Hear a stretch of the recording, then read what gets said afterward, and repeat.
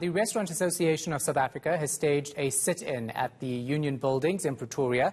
The association is protesting over the alcohol ban and curfew, both of which are killing the industry, they say. The association is now calling on government for some form of relief. The Restaurant Association of South Africa CEO Wendy Albert's joining us now on the lead. Wendy, thanks for your time. We appreciate it. So you went to the Union Buildings today to make a point, didn't you? Do you think that the officials there and the president actually listened, though? So we are still at the Union Buildings, and we have taken the commitment to stay until President Ramaphosa commits time to meet with us. It is imminent that we meet with him. It is very urgent. The industry is in a critical state. We need to certainly open up the lines of communication between the inter-ministerial divisions in order for us to be able to collaborate and find a workable solution to save the restaurant industry. You know, we cannot just single-handedly accept what is currently happening. Those lines of communication and consultation have not been available to us, and we cannot rest that the future of the restaurant industry rests on alternative organisations in different parts of industry making representation on our behalf.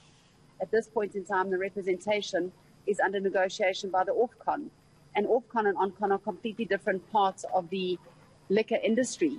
And we employ hundreds and thousands of more people than what Ofcon does. And we're also part of an experience. Our needs are completely different, and we need government to talk to us to be able to save the industry.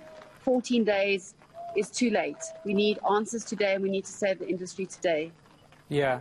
And just given the history of the way government has handled the situation, especially when it comes to restaurants, there has been some engagement, unlike the Liquor Traders Association has just told us. But let's talk about the curfew as well. It's not just the sale on alcohol that you want to happen. You're talking about the curfew because that has an impact on people going out to eat. Look, the curfew hasn't worked for us at all, and I mean, throughout the lockdown, we have outlined that the curfew simply doesn't work. I mean, the reason why we are in this critical state is that the curfew was put in place over the festive season, which forced people to go into illicit trade and underground parties, house parties, where they resume close contacts in crowded spaces. We run restaurants, we run sophisticated businesses where people can come and enjoy a meal in an establishment, and where they're able to dine and experience with a combination of both alcohol and food as an experience. We've got wine farms, we've got fine dining, we've got sit-down restaurants, we've got themed restaurants, and they all rely heavily on the combination of that element. The liquor supplies the profitability matrix in order for us to be able to bring in the margins to pay our expenses. So it's not that we're all about bars or pubs. We're sit-down establishments who need the offering to be able to bring people in to relax and enjoy the dining experience of what our culinary excellence has to offer in South Africa. And just in terms of the losses incurred by the industry, restaurant owners, etc., what do you want government to do in that regard? Look, we certainly need the liquor ban lifted, and we need the curfew lifted. We need an ability to be able to trade our businesses in a responsible way, support government in slowing down the curve, play our part in adhering to the regulations, and administer the protocols at the highest degree of safety for both our restaurants, patrons, as well as our staff. In conjunction, continue a relationship. You know, this is the second time, third time now down in a year. We should be learning from our past mistakes. And we seem to be punished harder and faster than what we were through the first levels of lockdown. And we can't continue to decimate the industry and leave people begging to come back to work. I mean, we should be allowed to trade our businesses. We should be allowed to come to work in a way that supports the morale of a person.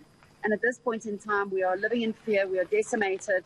Our restaurateurs are under huge financial stress. They cannot afford to pay the bills. Everybody's foreclosing on us, the banks, the landlords, suppliers. And this is not a result of being bad operators. This is simply not having the cash flow to have been able to trade through the difficult time. You know, timing is critical for us. We need a timeline to know when we're going to reopen. When government closed us down on the 28th of December, we were in support to play our part. And now we're saying to government, we played our part and we need to reopen. But this extensive ongoing timeline without any notification of what's going to happen in the future is leaving our restaurants with no other choice but to close their doors. Yeah, and closing their doors, of course, means that there are thousands of jobs that will eventually be lost. What are those estimates looking like, Wendy? Look, it's not only the direct employment that we have on risk. Each restaurant, you know, substitutes a large variety of entrepreneurs and small businesses. You know, we've got ice makers and we've got the transport guys, we've got accommodation guys, we've got our laundry services, we've got bakers, suppliers, we've got the graphic designers, we've got signage company, advertising. So every time we close a business, we're shutting down the entire value chain for hundreds of other people who are supported through that one business. And we start talking numbers of staff. We're close to 70% of our original staff that have lost their jobs permanently and who are on unpaid layoff. And furthermore to that, on the announcement of the 28th, government was certainly not even in a position to supply TERS for the staff. So if there was going to be this continued shutdown, there should have been provision made. And if there is this continued provision that's made, then help us, freeze leases, freeze our debts, freeze our bank loans. But you can't watch us be decimated in an industry without giving us any type of financial support or, at this point in time, any kind of emotional support. I mean, our restaurants are really in a desperate place, and that is why we're standing outside the union buildings begging for the president to afford us time. Yeah, it makes sense what you're saying, Wendy. So let's talk about if government doesn't give you any of the answers that you are looking for. Will you seek the legal route like SAB is doing? Look, we have the collaboration supporting court case that currently is underway. We launched our papers on Tuesday. So it is in, but that is not what we want to do. Should be a last resort, taking government to court. Lines of communication should be open, and the respect and consideration and concern for this beautiful industry that actually shapes the entire well-being of the country, that shapes the culture of the country, needs to be looked at. And every effort should be made to save the restaurant industry. And we're asking for that. We're saying, we're iconic to this country. We built this country. We are part of the celebrations. When the World Cup happens, it happens inside every single restaurant, and camaraderie and Ubuntu and those beautiful moments that are so part of the culture of the South African landscape need to be reminded and be remembered. And the restaurants need to be brought back to life. Our lights need to be turned on, and we need to be brought out of this level 10 of load shedding that we're in.